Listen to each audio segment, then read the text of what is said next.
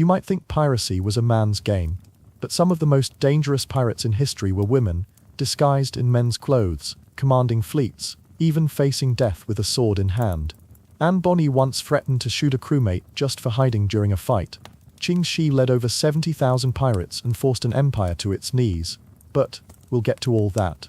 If you're enjoying these quiet dives into forgotten history, consider subscribing. It helps more people find these videos, and it means a lot. Now let's slip quietly into the past and meet the women who ruled the sea, not with permission, but with fire. The sea does not keep secrets, but it does hold memories. It remembers the creak of timber, the snap of a sail catching the wind, and the glint of sun on a distant, hopeful shore. In our collective imagination, this world of wind and water, of trade and plunder, belongs to men. We picture the grizzled captain with a wooden leg, the swashbuckler with a patch over his eye, the boisterous crew singing shanties over barrels of rum. These images, carved into our culture by storybooks and cinema, are not entirely untrue, but they are profoundly incomplete. They tell only half of a story that is far richer, far more complex, and infinitely more surprising. For the sea, in its vast and indifferent embrace, does not distinguish between the hands that hold the ropes or the eyes that scan the horizon. In the so-called golden age of piracy, that brief, explosive era spanning from the 1650s to the 1730s, a tide of rebellion rose against the rigid hierarchies of empires and merchant companies. It was a world of radical, desperate freedom, where a person could escape the circumstances of their birth and forge a new identity.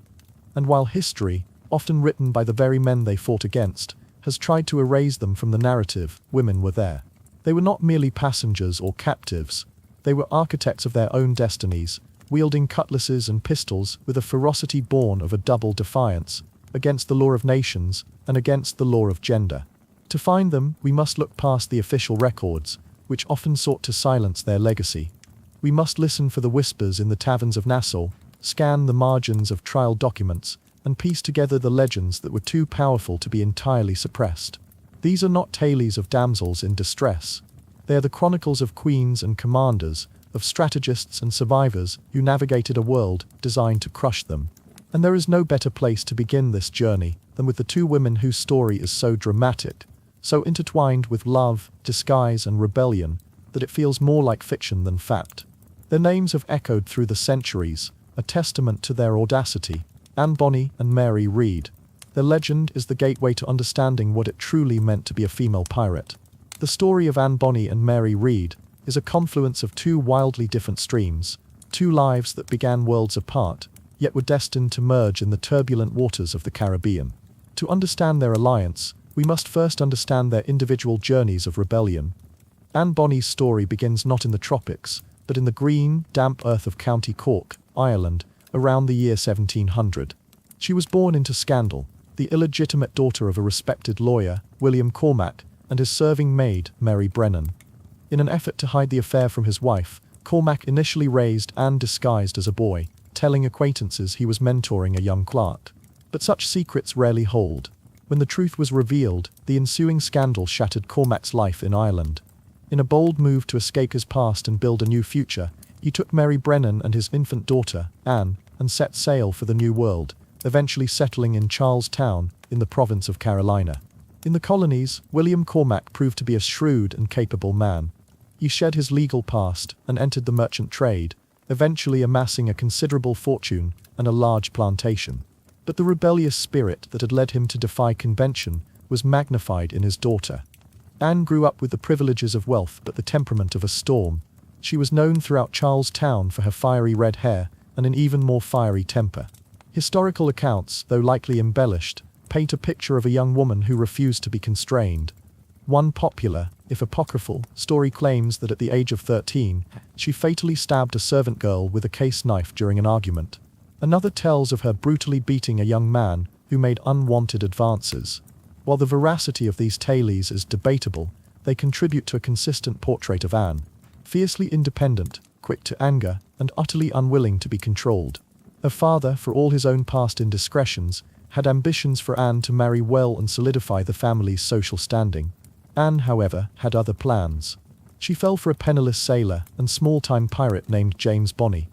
To her father, James was everything he had worked to leave behind, a man of no means, no prospects, and a questionable reputation. He forbade the union, threatening to disinherit her. In a characteristic act of defiance, Anne eloped with James Bonny, sealing her fate. True to his word, William Cormac cast her out. The newlyweds, seeking fortune and adventure, made their way to a place that welcomed outcasts and rebels, the island of New Providence in the Bahamas. Nassau at that time was the heart of the infamous Republic of Pirates.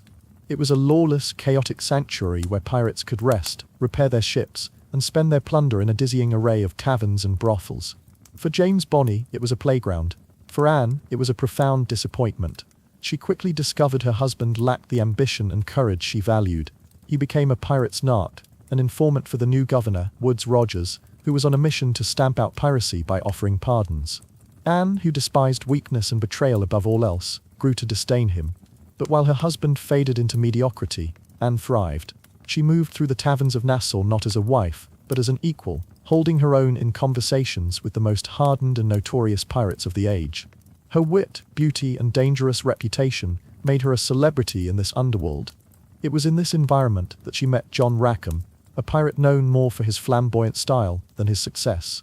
Nicknamed Calico Jack for his brightly colored calico clothing, he was everything James Bonny was not. Charismatic, daring, and a captain of his own ship, the Revenge. Anne and Calico Jack were immediately drawn to each other and began a passionate affair. They were a perfect match in spirit and ambition. When James Bonny discovered the affair, he refused to let Anne go, instead dragging her before Governor Rogers and demanding she be flogged for adultery. In a desperate attempt to legitimize their relationship, Rackham offered to buy Anne from her husband in a divorce by purchase, a practice not unheard of among pirates, but James refused. Faced with a return to a man she despised or public punishment, Anne chose a third option. In the dead of night, she, Calico Jack, and a new crew slipped out of Nassau Harbor, stealing the sloop Revenge and raising the black flag once more. For a woman of that era, it was an unthinkable act, abandoning a husband, shunning a governor's law, and casting her lot with a band of outlaws on the high seas. For Anne Bonny, it was the only choice that made sense. She was finally free. Mary Read's journey to the deck of the Revenge was even more extraordinary, a life defined by disguise and driven by necessity. Born in England in the late 17th century, her life began with a deception. Her mother had been widowed while pregnant with Mary's older brother. After her husband's death at sea, she began an affair that resulted in the birth of Mary. Tragedy struck when Mary's legitimate brother died. In a desperate bid to secure financial support from her late husband's wealthy mother, Mary's mother concocted a daring plan. She would pass her daughter, Mary, off as her deceased son, Mark. The ruse worked. The grandmother, believing her grandson was alive, provided a regular allowance, and thus Mary Read began her life as a boy named Mark Read. This was not a temporary measure, it became her entire existence. As Mark, she was first sent to be a footboy in the household of a wealthy Frenchwoman, but the quiet, subservient life of a domestic did not suit her. Seeking adventure and opportunity, she enlisted in the British military. Living as a man among men, Mary proved to be an exemplary soldier. She served in Flanders during the 9 Years' War, fighting in intense campaigns and earning the respect of her comrades for her courage and skill. It was here, amidst the grit and violence of war, that she fell in love with a fellow soldier, a handsome Flemish man. The secret she had carried for her entire life could no longer be contained. She took a tremendous risk, confiding in her beloved and revealing her true identity. His reaction was not one of shock or revulsion, but of love and acceptance. They were married, and for a brief, blissful period, Mary shed her male persona. They left the army and used their savings to buy a tavern near Breda Castle called To Dry Hoefijses, the Three Horseshoes. They were happy, respected, and finally able to live openly as husband and wife. But this idyllic life was tragically short-lived. Her husband died suddenly from a fever, and Mary was left alone once more. Devastated, she found the world had no place for a single, widowed woman without connections. So she did the only thing she knew how to do. She became Mark Read again. She cut her hair, donned her male attire, and re-enlisted in the military. Following the war, she found passage on a ship heading to the West Indies. In a twist of fate that would define the rest of her life, her ship was captured by English pirates. With her military background, Mark Read was a valuable prize. She was pressed, or forced, into service. While she claimed to have disliked the life, her skills made her a natural. She was adept with both pistol and cutlass, and understood the discipline and camaraderie of a fighting unit. Her path crossed with Calico Jack's crew when the pirates she was, with accepted a pardon from Governor Rogers, only to quickly return to their old ways. It was during this period of renewed piracy that her crew was captured by Rackham's. The skilled Mark Reed was invited to join the crew of the Revenge. And so, two of the most remarkable women of the 18th century were now on the same small ship, though one was still a secret to the other. On the close-quartered deck of the Revenge, Anne Bonny, living openly as a woman and the captain's lover, found herself intrigued by the quiet, handsome and competent young pirate, Mark Reed. She was drawn to his abilities and perhaps saw a kindred spirit. Her advances became more and more direct until, in a moment of dramatic confrontation, she cornered him, revealing to him that she was a woman, perhaps expecting this to change the dynamic of her seduction. The response she received was one she could never have anticipated. Mark Reed responded by revealing his own secret. He too was a woman. The two women, who had followed such different paths of defiance, became instant and inseparable friends, their bond forged in the shared secret of their identities. Their sudden, intense closeness did not go unnoticed. Calico Jack, consumed with jealousy, suspected his lover was having an affair with the young sailor. He burst in on them one day, cutlass in hand, demanding an explanation. To save both their lives, Mary Reed opened her shirt and revealed the truth to the astonished captain. Rackham, to his credit, was pragmatic. He saw not a betrayal but an advantage. He already had one capable female pirate on his crew, now he had two. He swore them to secrecy, and Anne and Mary were allowed to continue as full, active members of the crew. They were not token figures, they were warriors. The primary source for their story, Captain Charles Johnson's 1724 book, A General History of the Robberies and Murders of the Most Notorious Pirates, which is believed to be a pseudonym for Daniel Defoe, relies on the testimony of those who knew them. One witness, a captive named Dorothy Thomas, testified at their trial that Anne and Mary were as dangerous, if not more so, than any man on board. She stated they wore men's jackets and long trousers and handkerchiefs tied about their heads, and that each of them had a machete and pistol in their hands. She testified that she saw them participating in raids, swearing and cursing at the men to encourage them, and that she knew they were women from the largeness of their breasts. They were respected and feared. Johnson writes that when they were in battle, nobody was more forward or courageous than they. They were skilled fighters who did not shy away from violence. Their presence shattered every conceivable norm of the 18th century. On a pirate ship, a floating microcosm of society, these two women were not just accepted, they were integral to its operation. Their reign, however, was short-lived. The golden age of piracy was already waning. Governor Woodes Rogers in the Bahamas and Governor Nicholas Laws in Jamaica were determined to eradicate the pirate threat.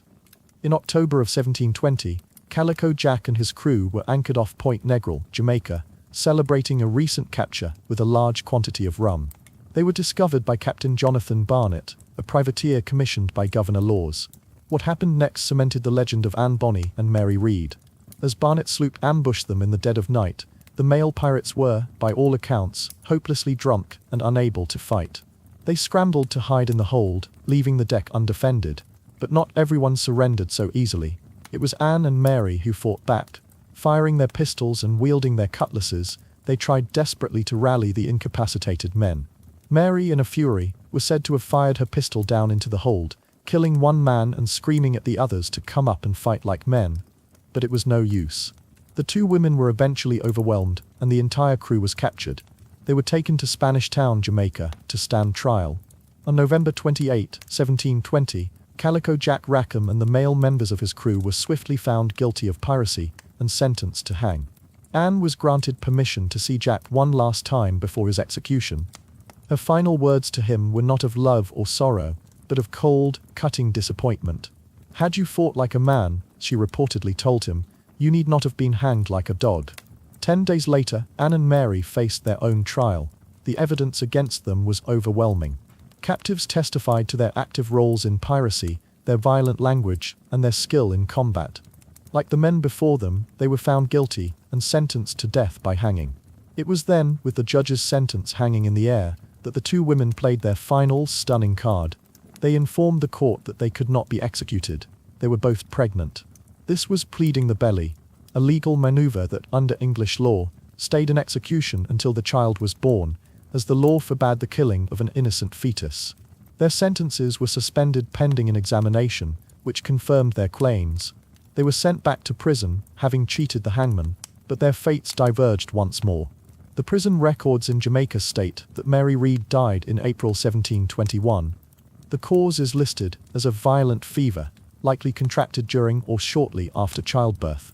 Her brief, extraordinary life of disguise and adventure ended in a squalid prison cell, thousands of miles from where she began. And Anne Bonny, history falls silent. There is no record of her execution. There is no record of her death in prison. There is no record of her release. She simply vanishes from all official documentation. This void has been filled with speculation and legend.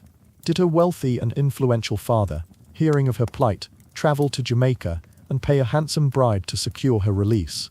Did she escape and disappear into the bustling port towns of the colonies under a new name? Some stories even claim she reconciled with her father, married a respectable man in Virginia, and lived a long, quiet life, her pirate past a buried secret.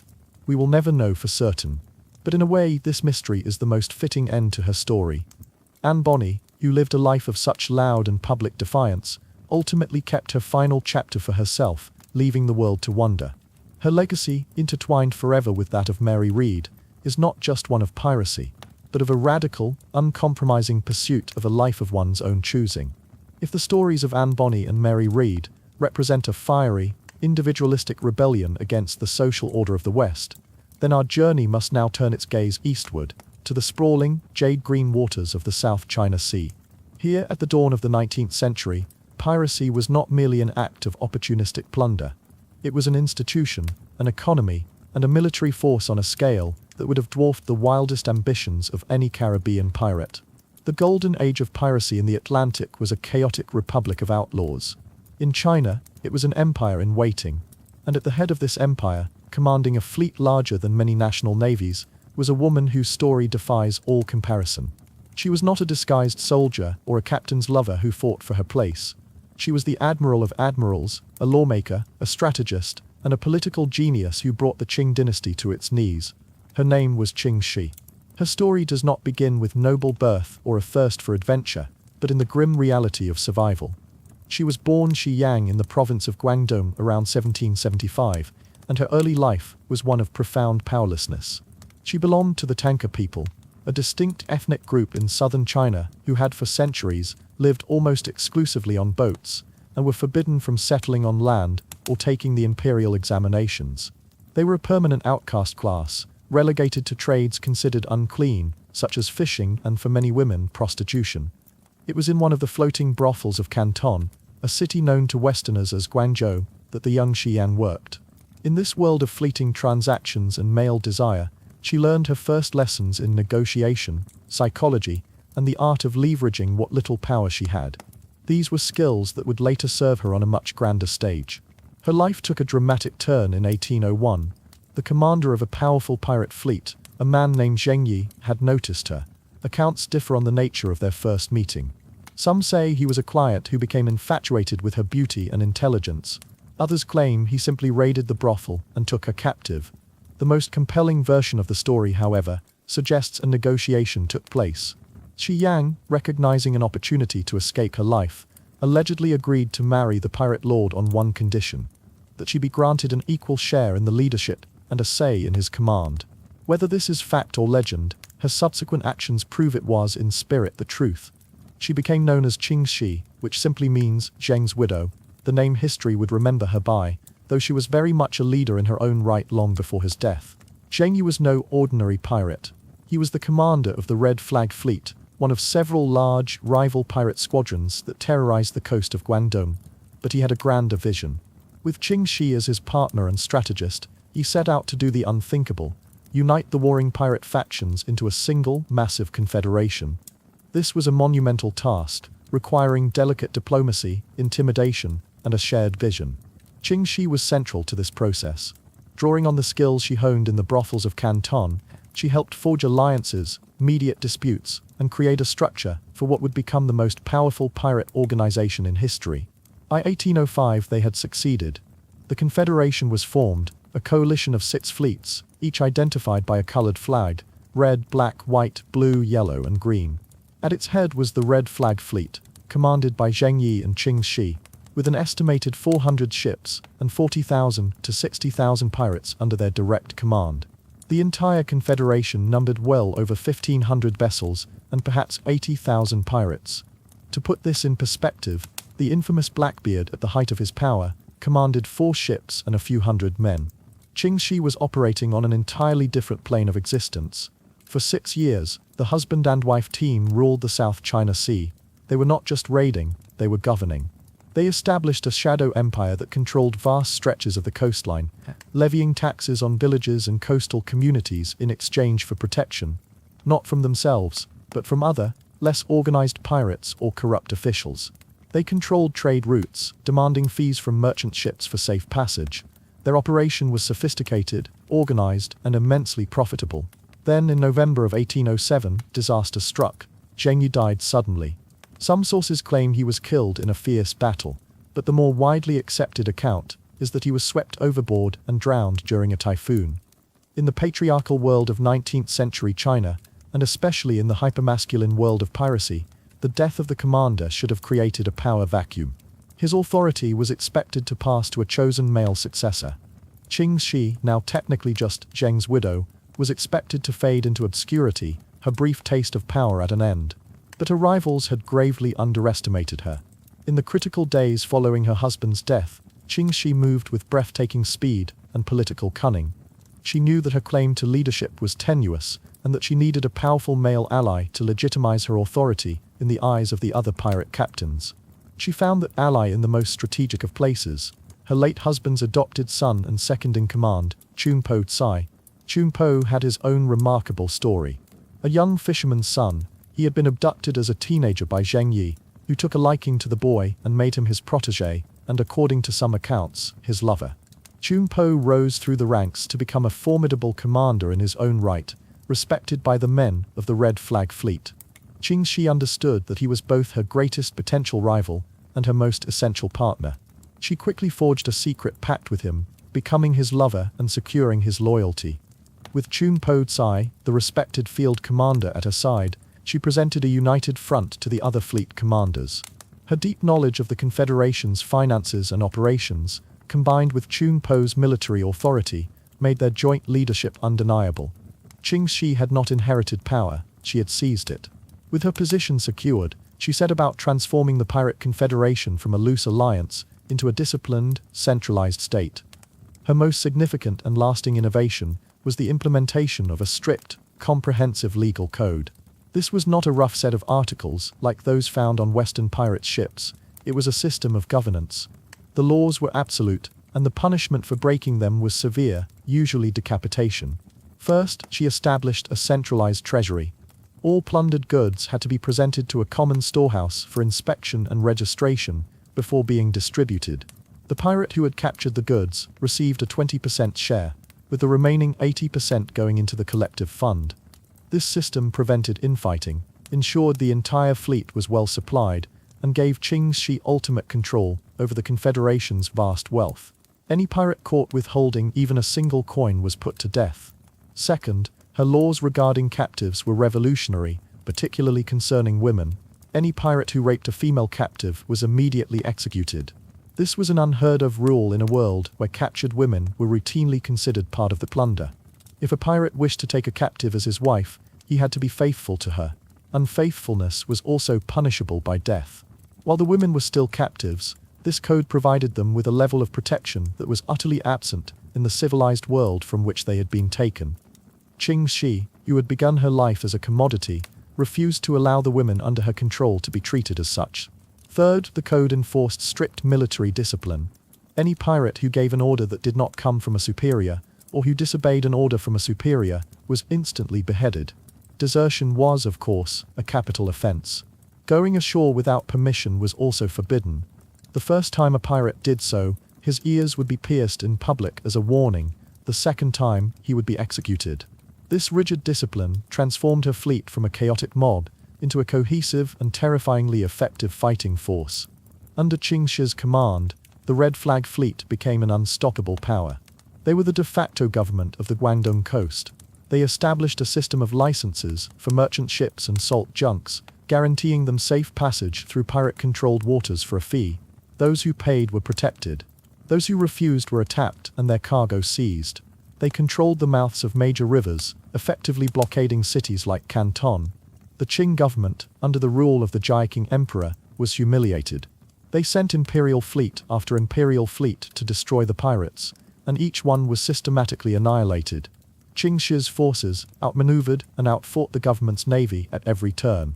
In one famous series of engagements in 1809, the provincial fleet, under the command of Captain Olangi, was utterly destroyed. The pirates were so successful that the government resorted to offering amnesties, but the pirates, enjoying their wealth and power, simply ignored them.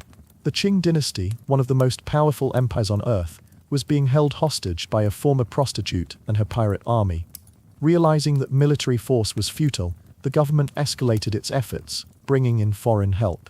They enlisted the aid of the Portuguese navy based in Macau, and even sought assistance from British East India Company ships.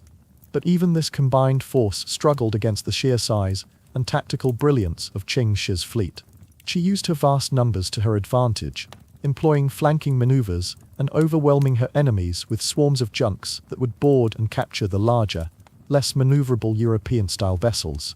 By 1810, however, Ching Shih could see the writing on the wall. While she was unbeatable at sea, her position was inherently unstable. The pirate confederation was beginning to show signs of internal friction, with the Black Flag fleet clashing with her own Red Flag fleet. The government's blockade, while ineffective at sea, was beginning to disrupt her supply lines on land. She knew that her empire, however magnificent, could not last forever. A life of constant warfare was exhausting. So she decided to do what no pirate before her had ever managed on such a scale. She would negotiate her own retirement. The government, weary of the endless and costly war, was finally ready to talk. They offered a general amnesty, but with conditions the pirates were unwilling to accept, namely, that they would have to surrender their ships and plunder. Ching Shih rejected the terms. She understood that to negotiate from a position of strength, she had to make a bold, unprecedented move. Unarmed, accompanied by a delegation of 17 women and children, she sailed directly into Canton and walked into the palace of the Governor-General, Zhang Beiling. This was not the act of a surrendering outlaw, it was the arrival of a visiting head of state. She was not begging for a pardon, she was negotiating a peace treaty. The Governor-General was initially stunned and refused to treat her as an equal. But Ching Shih held all the cards. Her fleet was still intact and undefeated, a knife at the throat of Chinese commerce. The negotiations were tense, but she was a master. She argued, she reasoned, she refused to kneel.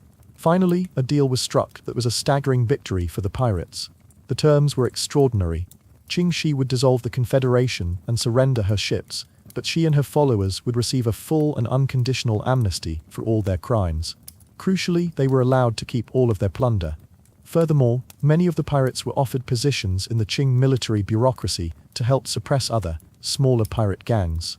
Chun Po Tsai was given command of his own squadron in the Imperial Navy and a comfortable government post. There was just one final sticking point. For Chun Po to take a government position, he needed to be married.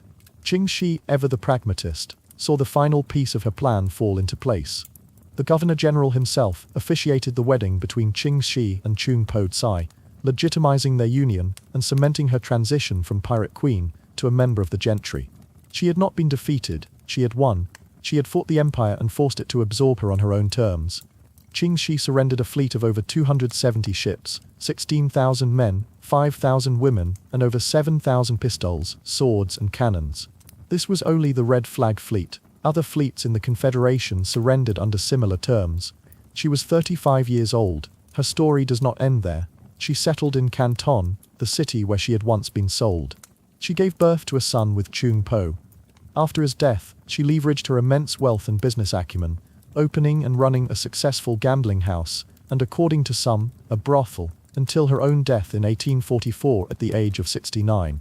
She died a wealthy, free and respected, or at least feared, businesswoman. The legacy of Ching Shih is almost too vast to comprehend. She was not just the most successful female pirate in history. She was arguably the most successful pirate in history, full stop. She commanded more people, controlled more territory, and amassed more wealth than Blackbeard, Calico Jack, and Bartholomew Roberts combined. But her true genius lay not in her ferocity, but in her leadership. She was a lawmaker who created order out of chaos, a military strategist who defeated the forces of an empire, and a politician who knew when to fight, and more importantly, when to negotiate. Her journey from a floating brothel to the admiral of a pirate empire, and finally to a peaceful and prosperous retirement, is a testament to a will of iron and a mind of breathtaking strategic brilliance.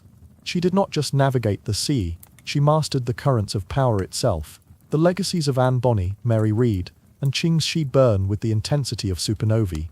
Their stories are so dramatic, their defiance so absolute, that they have carved out an indelible place in the annals of maritime history. Yet to focus solely on them is to risk believing that they were anomalies, solitary sparks in an otherwise exclusively male darkness. The truth is that the sea has always been a refuge for those fleeing the confines of the land, and women have long been a part of its unwritten history. Their stories are often more fragmented, their records buried deeper in the archives, their names whispered as folklore rather than recorded as fact. To find them, we must cast our net wider, across different centuries and different oceans, to uncover the chronicles of the hidden heroines of piracy. These are women driven by a spectrum of motivations as broad as any man's. Vengeance, political ambition, raw survival, and the pure, exhilarating call of adventure.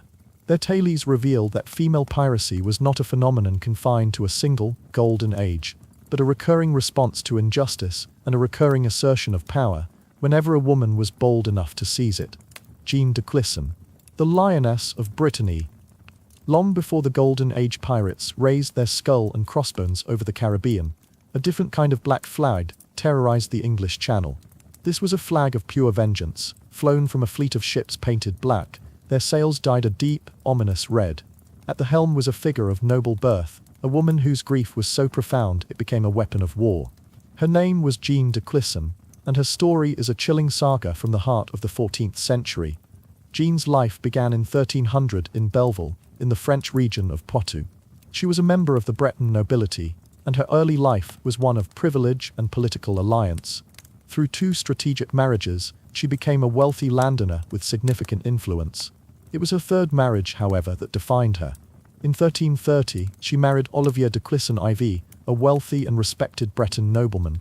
By all accounts, it was a happy and successful union. They had 5 children, and were a formidable power couple in the complex political landscape of Brittany.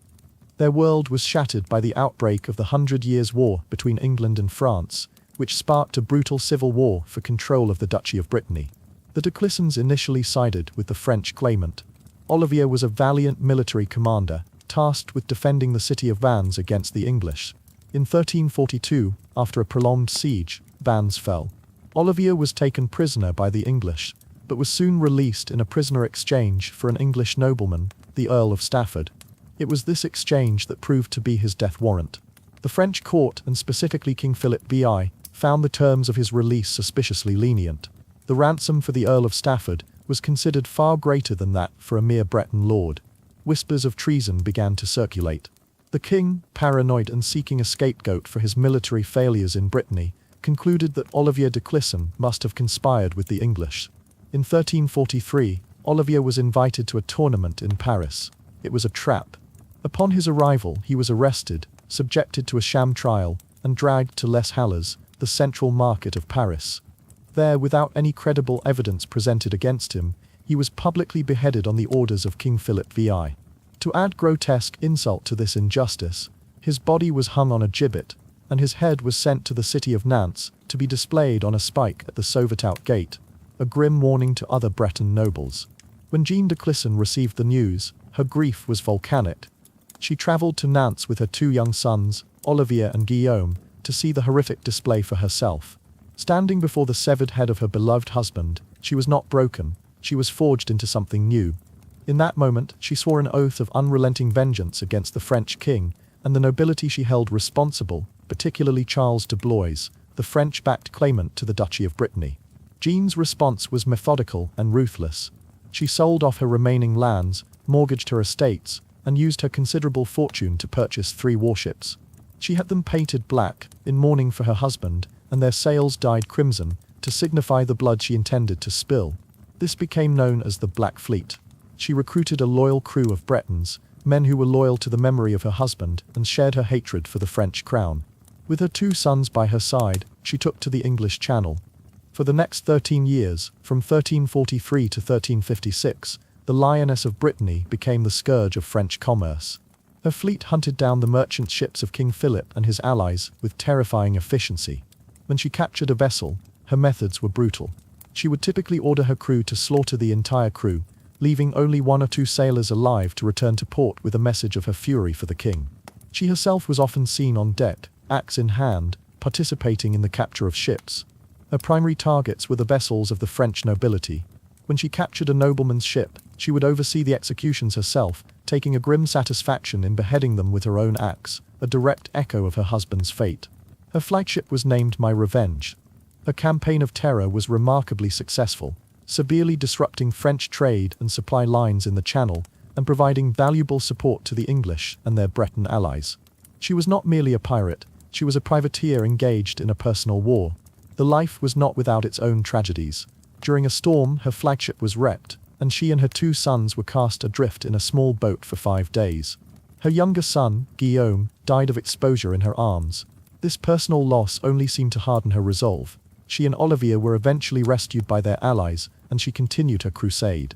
Jean de Clison's 13-year reign of terror only ended when King Philip VI died in 1350. Though she continued her piracy for 6 more years, the personal target of her hatred was gone. Around 1356, she retired from the sea, giving up her life of vengeance. She married for a 4th time to an English military deputy, and lived out the remainder of her days in Brittany, dying around 1359.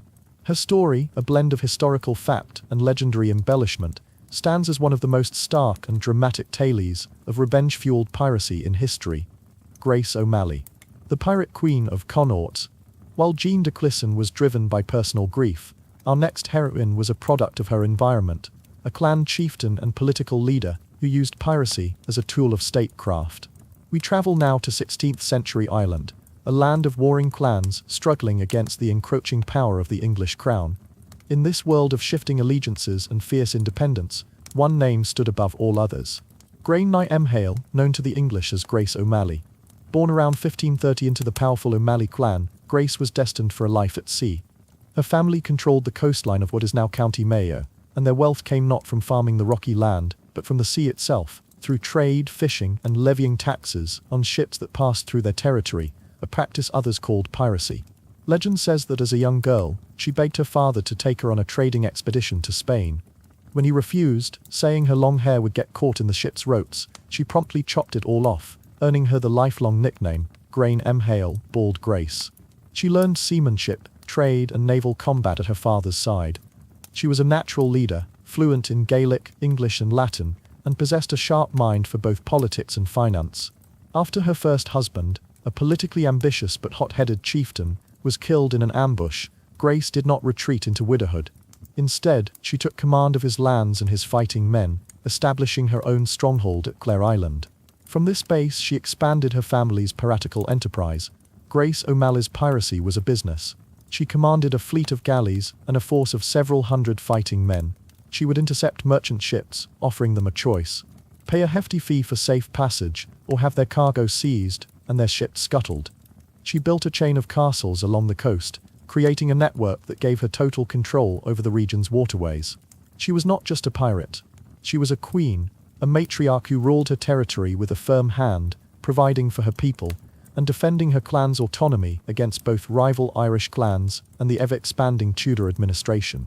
Her life was a whirlwind of naval battles, political marriages, and daring exploits. In one famous incident, she gave birth to her son, Tybot, while at sea. The very next day, her ship was attacked by Algerian corsairs. As the battle raged, her men began to lose heart. Hearing this, Grace emerged from her cabin, reportedly shouting, "May you be 7 times worse this day 12-month, who cannot do without me for 1 day." She rallied her men, and they won the battle. Her greatest adversary, however, was not a rival clan, but the English crown. As Queen Elizabeth I sought to bring Ireland fully under English control, Grace's independent kingdom became a major obstacle. The English governor of Connaught, Sir Richard Bingham, was her nemesis. He saw her as a traitor and a disruptive force, capturing her sons and seizing her lands. In 1593, with her family and livelihood under threat, the aging but still formidable Grace O'Malley did the unthinkable. She sailed to England to petition Queen Elizabeth I directly. The meeting of these two powerful female leaders, the Queen of England and the pirate Queen of Connaught, is a moment steeped in legend. They met at Greenwich Palace, communicating in Latin as Grace spoke no courtly English and Elizabeth spoke no Gaelic. Grace, in a famous breach of protocol, refused to bow, stating that she too was a queen and not a subject of the Queen of England. She even brought a concealed dagger, which she explained to the guards was for her own safety, and reportedly shocked the court by sneezing and using her handkerchief in a manner they considered uncouth. Despite the cultural clash, Elizabeth was apparently impressed by her audacity. Grace laid out her case. She was not a traitor to the crown, but a leader trying to survive in a lawless land, and that Governor Bingham's actions were unjust. In a remarkable outcome, Elizabeth agreed. She ordered Bingham to release Grace's son and restore her lands, on the condition that Grace cease all rebellious activity and piracy against England. Grace agreed, but the peace was short-lived. The English continued to encroach on Irish lands, and Grace likely returned to her old ways, defending her territory until her death around 1603, the same year as her great rival, Queen Elizabeth. Grace O'Malley's legacy is that of a fierce political leader who used piracy as a legitimate and effective tool to defend her people's way of life. Rachel Wall and the grim reality. Not all female pirates were noblewomen or clan chieftains. For some, piracy was a path born of poverty and desperation, a life that was often short, brutal, and devoid of romance. Such is the story of Rachel Wall, believed to be the first American-born woman to become a pirate. Born Rachel Schmidt in Pennsylvania around 1760, she grew up in a devout Presbyterian family. Like Anne Bonny, she was strong-willed and yearned for a life beyond her provincial upbringing. She fell in love with a fisherman named George Wall, and against her family's wishes, she married him and they moved to Boston. Their life together was one of poverty. George went to sea on a fishing schooner, and when he returned, the couple struggled to make ends meet. It was George who devised their criminal enterprise. Their method was simple but cunning. After a storm, they would take their small boat out into the Boston harbor, pretending to be in distress. When a passing ship stopped to offer aid, Rachel would cry out for help, luring them closer. Once the would-be rescuers were alongside, George and his hidden crew would emerge, killing them, taking all their valuables and sinking the vessel. For a year, from 1781 to 1782, they successfully plundered numerous ships and murdered over 20 sailors, amassing a small fortune. Their luck ran out when George and his crew were washed out to sea and drowned in a storm. Rachel survived and returned to Boston, working as a servant. But her life of crime was not over. She continued to engage in petty theft on the docks. In 1789, she was arrested for assaulting a young woman and stealing her bonnet. It was during her trial for this minor crime that her past came to light. In a bid for leniency, she confessed to everything, except murder. She admitted to being a pirate, to robbery, and to a life of sin, but she steadfastly denied ever killing anyone herself. Her confession was a sensation, but it did not save her. She was found guilty of robbery, and on October 8, 1789, she was hanged in the Boston Common. Her final words were reportedly from her confession.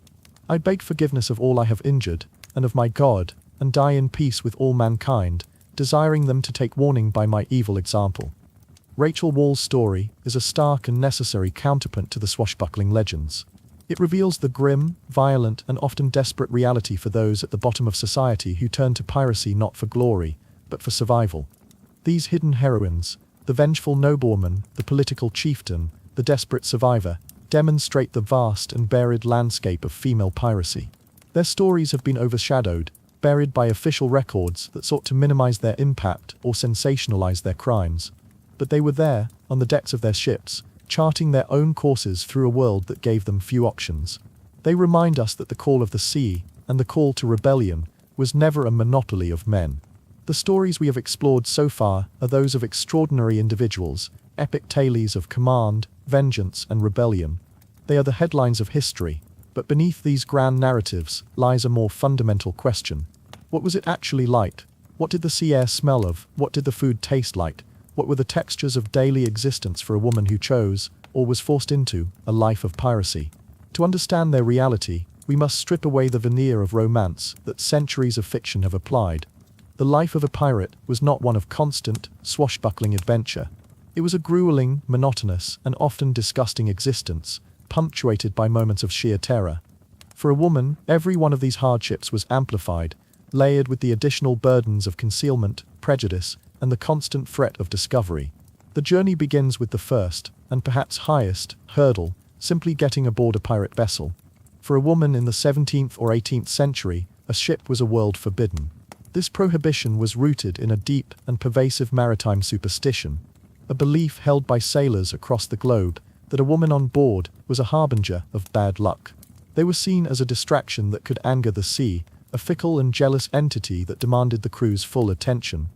A storm, a snapped mast, a poor catch, all could be blamed on the presence of a woman. This belief, while couched in mysticism, had a practical social underpinning. On a vessel crammed with dozens of restless, aggressive, and often desperate men, isolated from society for months on end, the presence of a woman was seen as a guaranteed source of conflict, jealousy, and violence. To preserve the fragile order of the ship, women were simply forbidden. This is why the path for most female pirates began with the complete erasure of their womanhood. The story of Mary Read is the archetypal example. Her lifelong disguise was not a game, it was a meticulously maintained performance for survival. It meant binding her chest so tightly that it restricted her breathing, a painful and constant constriction. It meant consciously lowering the pitch of her voice, adopting the rough cadence and profane vocabulary of a common sailor. It meant mastering a new way of walking, of standing, of occupying space with a masculine swagger. Every gesture, every glance, every casual remark had to be filtered through the persona of Mark Read. A single mistake, a moment of weakness, a lapse into a more natural posture, could lead to discovery, and discovery would almost certainly lead to disaster.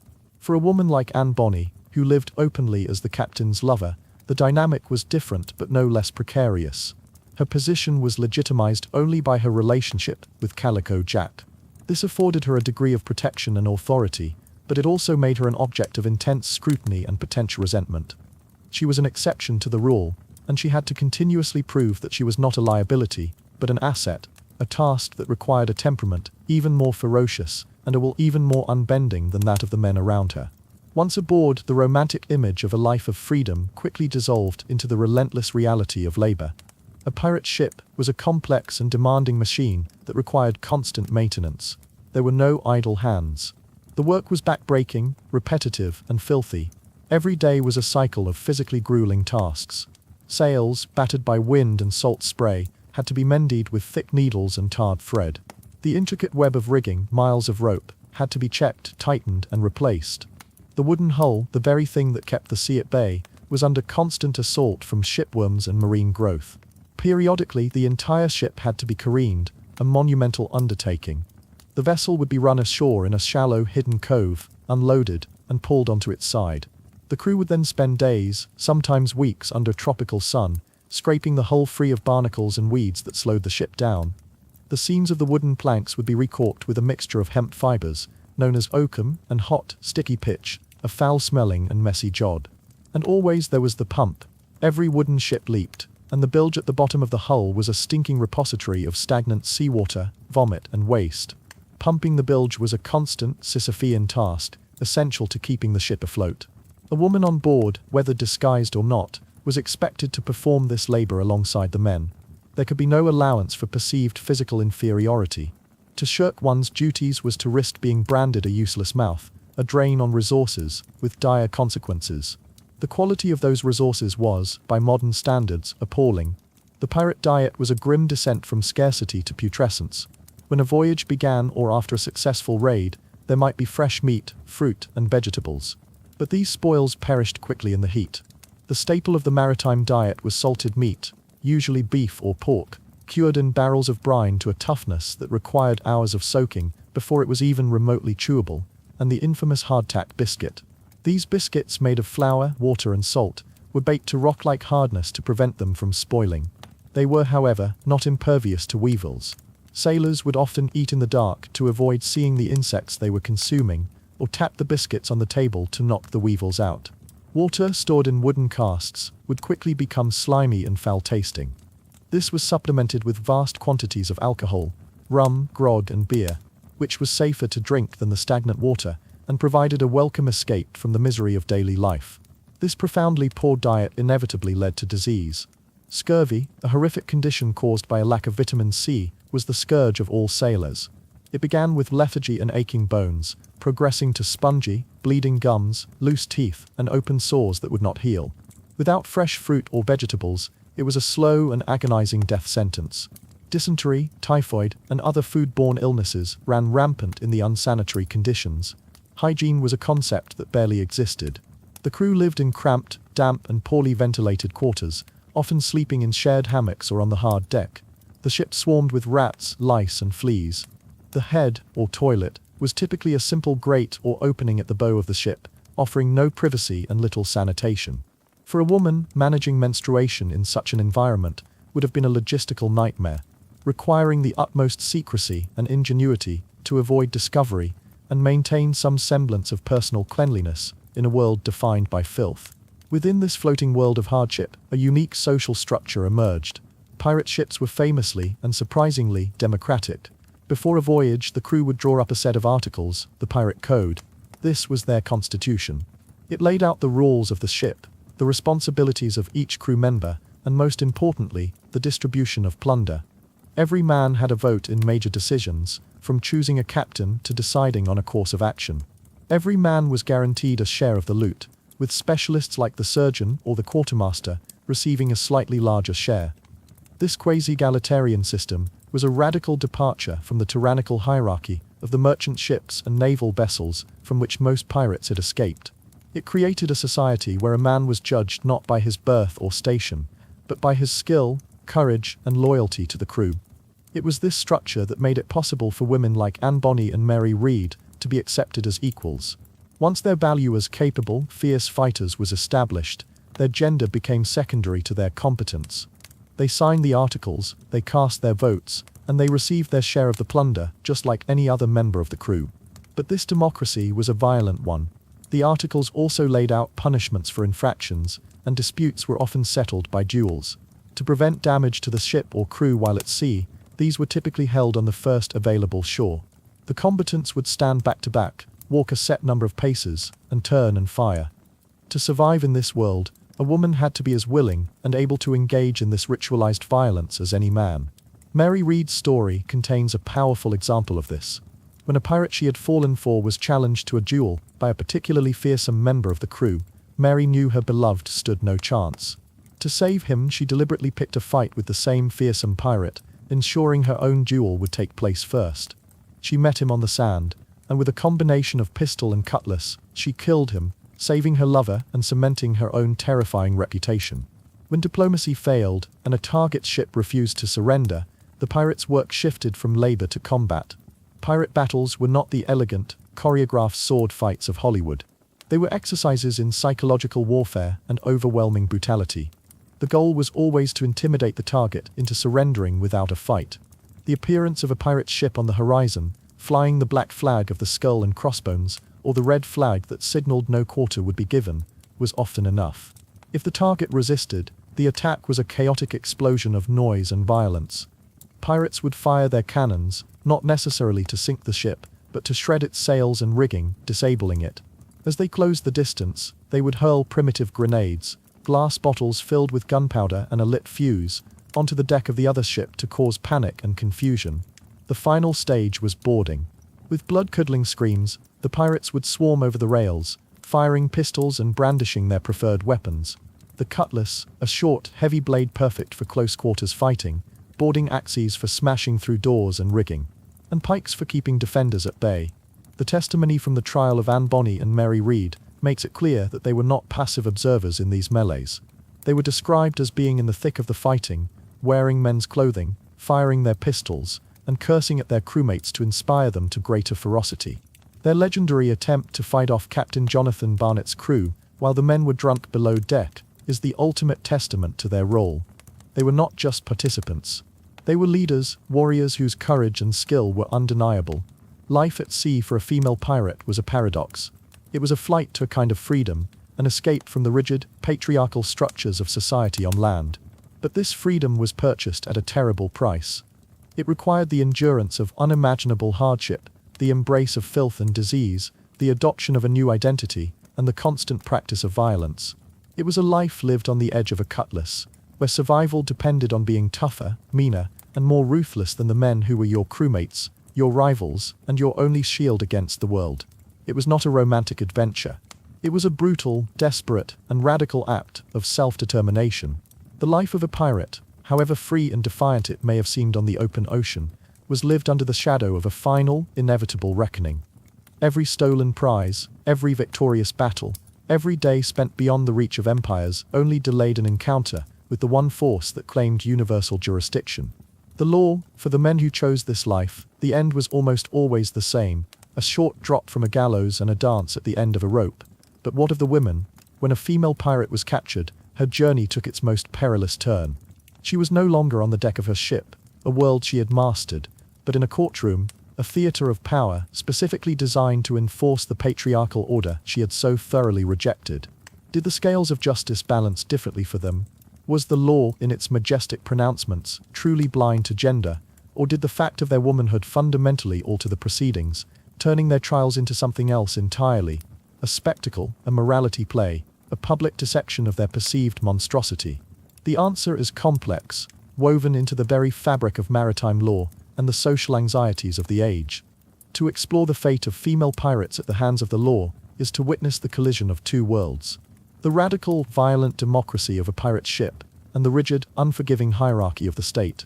It was in the courtroom that their rebellion faced its ultimate test, and where their gender, which they had either concealed or weaponized at sea, became the most critical piece of evidence against them. The legal war on piracy, hostis humani generis. To understand the trials of pirates, one must first understand the unique legal category they occupied. By the turn of the 18th century, the great maritime powers had declared a total war on piracy. This was not just a military campaign, it was a legal one. Pirates were designated with a special Latin term, hostis humani generis, meaning an enemy of all mankind. This was a profound legal declaration. It stripped them of the protections afforded to citizens of any nation. It meant they were not soldiers or privateers who belonged to a specific country, but stateless predators whom any nation could hunt, capture, try, and execute. A pirate captured by the British in the Caribbean could be hanged in Jamaica. One captured by the Portuguese in the Indian Ocean could be executed in Goa. They were universal outlaws. This legal doctrine paved the way for the establishment of a new and ruthlessly efficient judicial machine. The Vice Admiralty Courts, set up in key colonial ports like Port Royal in Jamaica, Nassau in the Bahamas, and Charleston in the Carolinas, these courts operated without a jury. A panel of judges, usually the governor, members of his council, and prominent naval commanders, would hear the case and decide the verdict. This structure was by design. Jury trials in the colonies had proven notoriously unreliable. Local merchants and common folk were often sympathetic to pirates, who brought much-needed gold and silver into the local economy. Juries frequently acquitted pirates on the flimsiest of pretexts. The Vice Admiralty courts were created to bypass this problem and ensure swift, certain convictions. The trials themselves were models of judicial speed. Cases that would take days or weeks in a regular court were often concluded in a single afternoon. The burden of proof was alarmingly low. The testimony of just one or two credible witnesses was often enough to send an entire crew to the gallows. The most powerful tool of the prosecution was the king's pardon. Captured pirates were frequently offered a deal. Testify against your crewmates, and you will be pardoned. This tactic, known as turning king's evidence, was devastatingly effective. It shattered the bonds of loyalty that held a pirate crew together, turning shipmates against one another in a desperate scramble to save their own necks. A pirate on trial was not just fighting the state, he was often fighting the testimony of the man who had stood beside him in battle just weeks before. The entire system was designed not just to punish, but to terrify. The goal was exemplary justice. Executions were public spectacles. The condemned would be marched through the streets to the gallows, often located at the harbor's edge, a place called Gallows Point. After the hanging, the bodies were frequently gibbeted, coated in tar and hung in iron cages, left to rot in the sun and be picked apart by birds. These gruesome displays served as a constant, grisly warning to any sailor who might be tempted by the allure of the black flag.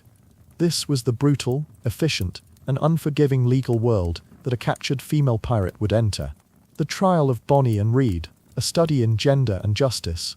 Nowhere is the intersection of gender and pirate justice more vividly illustrated than in the trial of Anne Bonny and Mary Read. When Captain Jonathan Barnett captured the sloop Revenge in October 1720, It was a major victory for Governor Laws of Jamaica. The swift trial and execution of Calico Jack Rackham and his male crew was standard procedure. But the subsequent trial of the two women, held on November 28, 1720, in Spanish Town, Jamaica, was anything but standard. It was an unprecedented event, a legal and social spectacle that captivated the island. The prosecution's strategy was clear: to prove not only that Anne and Mary were pirates, but that they were enthusiastic and exceptionally violent ones, whose actions were made all the more monstrous by their gender. The key witnesses were former captives. A fisherman named Thomas Dillon testified that he saw them on deck during an attack, armed and ready for combat. But the most damning testimony came from a woman, Dorothy Thomas.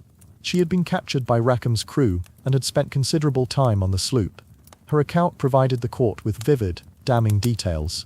Dorothy Thomas testified that the two women wore men's jackets and long trousers and handkerchiefs tied about their heads. She stated that each of them had a machete and pistol in their hands. Crucially, she told the court that when it came time to fight, Anne and Mary were more eager than the men, and that they were cursing and swearing much to incite the male pirates to action. She added that she knew they were women by the largeness of their breasts. This testimony was devastating. It painted a picture of two women who had not only joined a pirate crew, but had actively embraced the most violent aspects of the life. They were not reluctant participants, they were ringleaders. The prosecution was effectively arguing that their crime was twofold. They had broken the king's laws by committing piracy, but they had also transgressed the laws of God and nature by abandoning their femininity. In the 18th century mindset, a woman's natural state was one of modesty, piety, and domesticity. Anne and Mary were the antithesis of this ideal. They were loud, profane, violent, and wore men's clothing. They were, in the eyes of the court, unnatural aberrations. Their gender did not afford them any sympathy, it amplified their guilt, making them seem even more depraved than their male counterparts. They were not just pirates. They were she-devils, figures of moral horror. The outcome of the trial was a foregone conclusion. The evidence was overwhelming, and the court swiftly found them guilty and sentenced them to hang. It was at this moment, with death just days away, that they deployed their last, desperate defense, a legal strategy available only to them. When asked by the judge if they had anything to say before the sentence was carried out, they both declared that they were pregnant. This was the ancient legal doctrine known as pleading the belly. It was a common law principle recognized in English courts for centuries. It was not an appeal for mercy or a claim of innocence. It was a purely biological defense, rooted in the idea that an innocent unborn child could not be executed for the crimes of its mother. The law, in this instance, recognized the fetus as a separate life deserving of protection. The plea automatically triggered a jury of matrons, a group of respectable local women, to be assembled to physically examine the prisoners and determine if they were indeed quick with child, meaning that the fetus's movement could be felt. The plea forced the court into a fascinating contradiction. Throughout the trial, the prosecution had worked to portray Anne and Mary as monstrously unfeminine. Yet, their final defense rested on the most fundamental biological reality of their womanhood. Their bodies, which they had disguised and disciplined to survive in a man's world, became their last refuge. The examination confirmed their claims. They were pregnant. The court had no choice but to grant them a stay of execution. The hangman was thwarted, at least for a time. This legal loophole, however, was not a pardon. The sentence of death still stood. The plan was to wait until they had given birth, and then, after a brief period for recovery, proceed with the execution. But the realities of 18th century colonial life intervened. The prisons of the era were not designed for long-term incarceration or postpartum care. They were filthy, disease-ridden holding pens. The records show that Mary Read died in prison only a few months later, in April 1721, from a violent fever.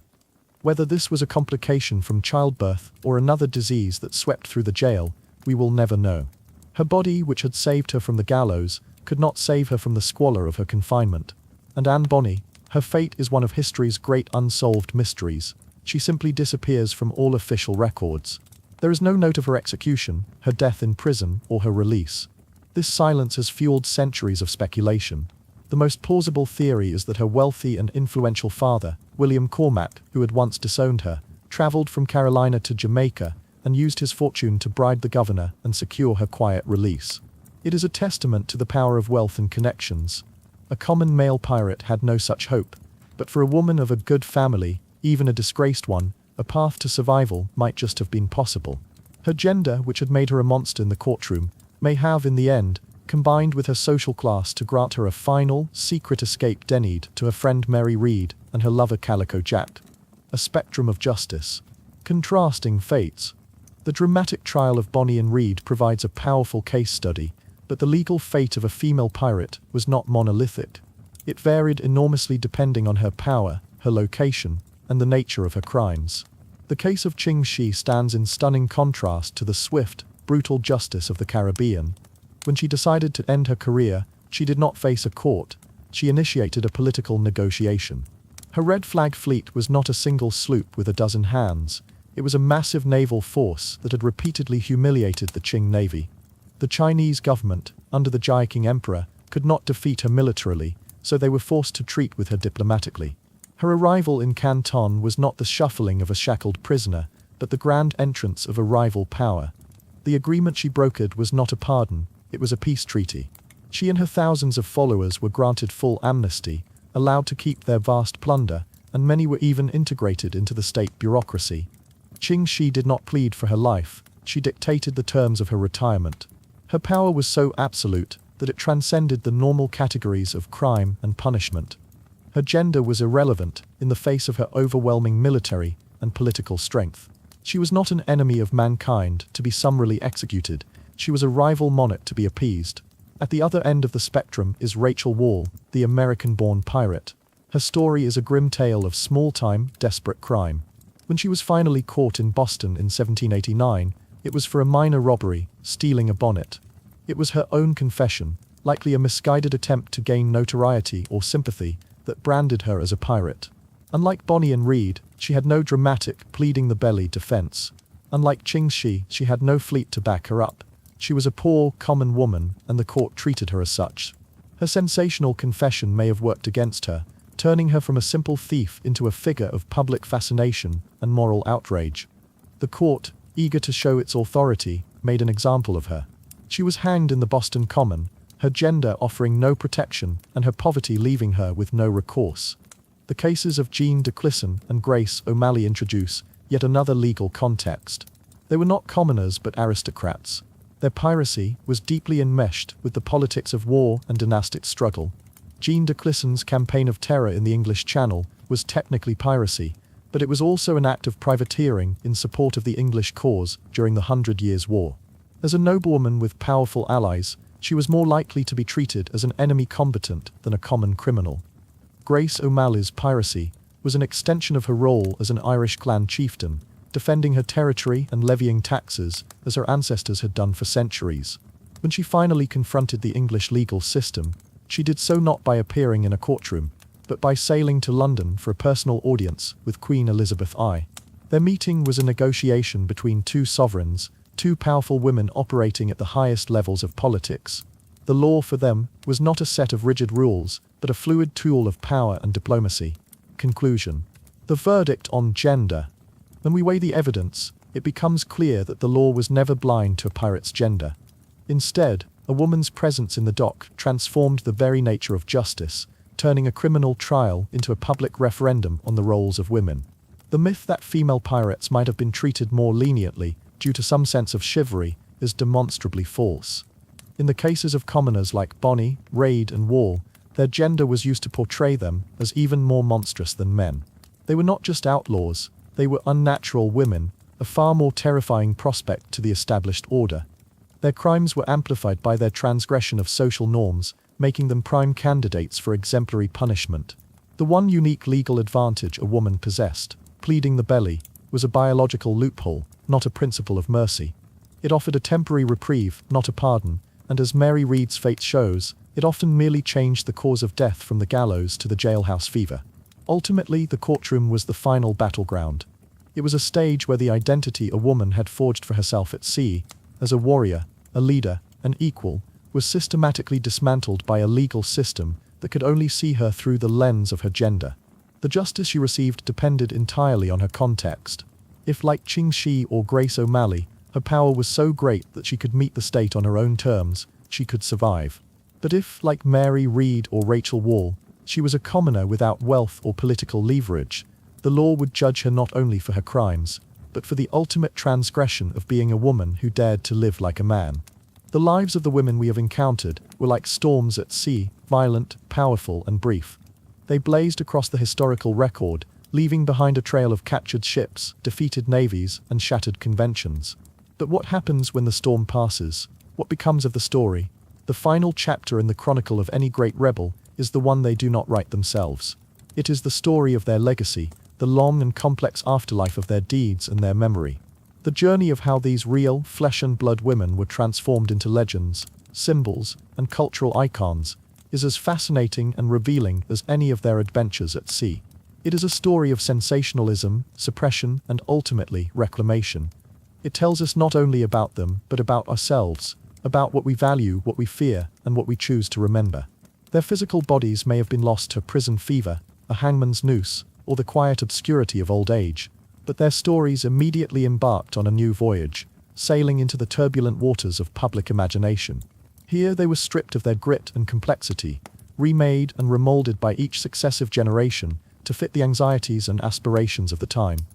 To trace this legacy is to understand how the dangerous female pirate was tamed, forgotten, and finally, rediscovered as a powerful symbol of defiance for a modern world.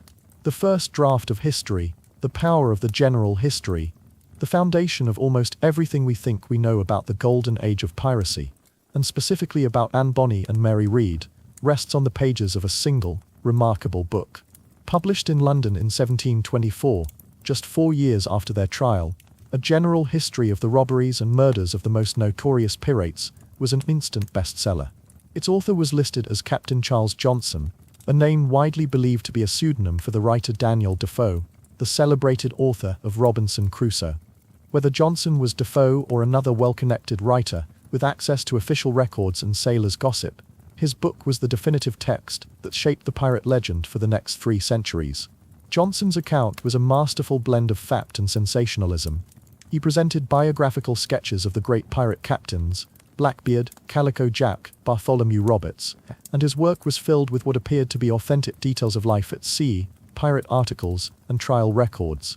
But he was also a storyteller, keenly aware of what his audience craved: action, drama, and moral transgression. And no story in his collection was more sensational than that of the 2 female pirates. The chapter on Anne Bonny and Mary Read is a masterclass in narrative framing.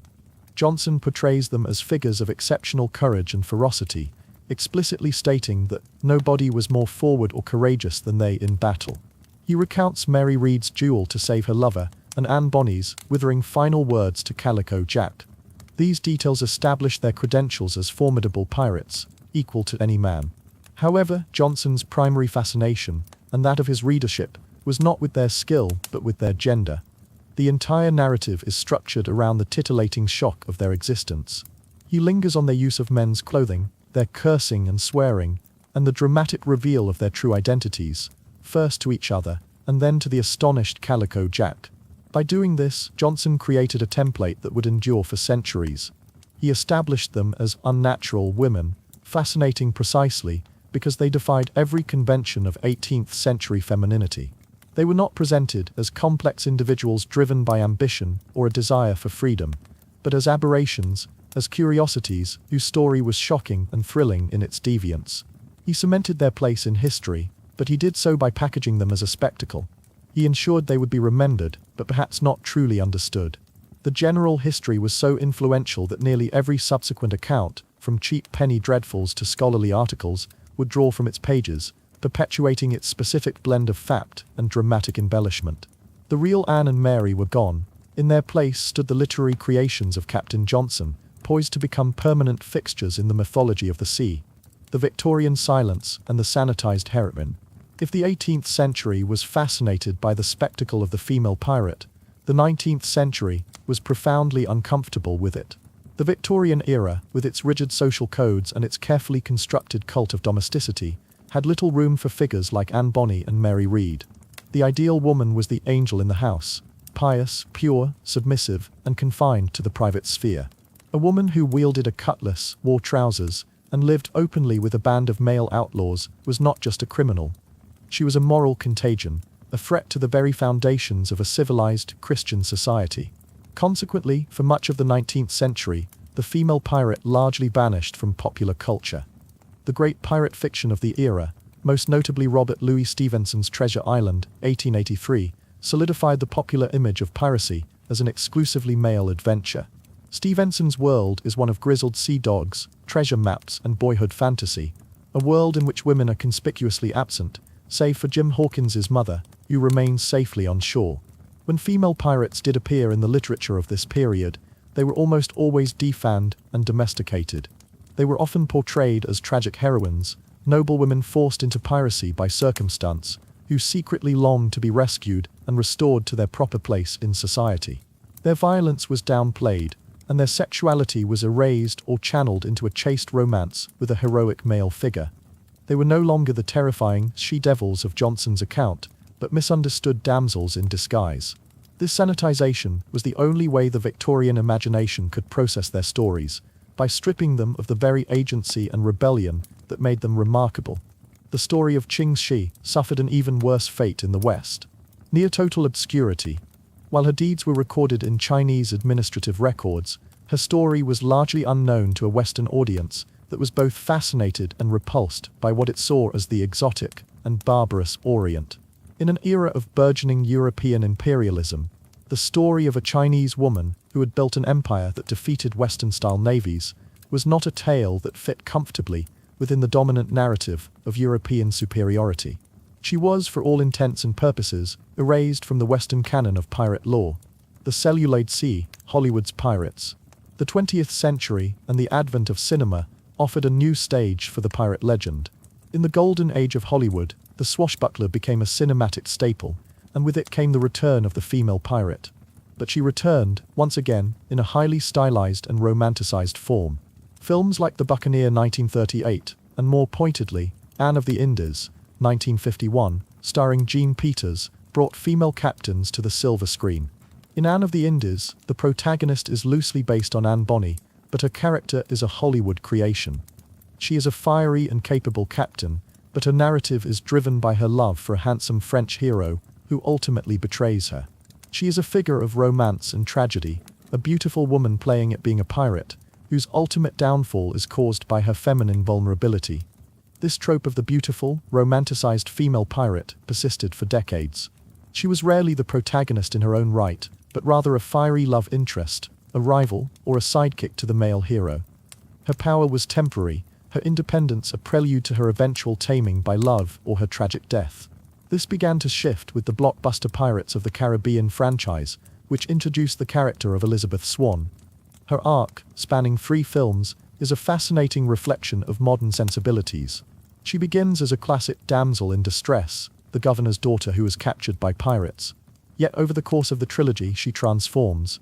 She learns to sword fight, she talks her way out of trouble, she challenges pirate lords, and she is ultimately elected pirate king, leading a massive fleet into battle. On the surface, this appears to be a triumphant feminist narrative. However, Elizabeth's power is often relational.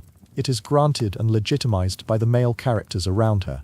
And ultimately, her story ends not in continued command on the high seas, but in a state of domesticity, bound by a supernatural curse to wait 10 years on shore for her husband's return.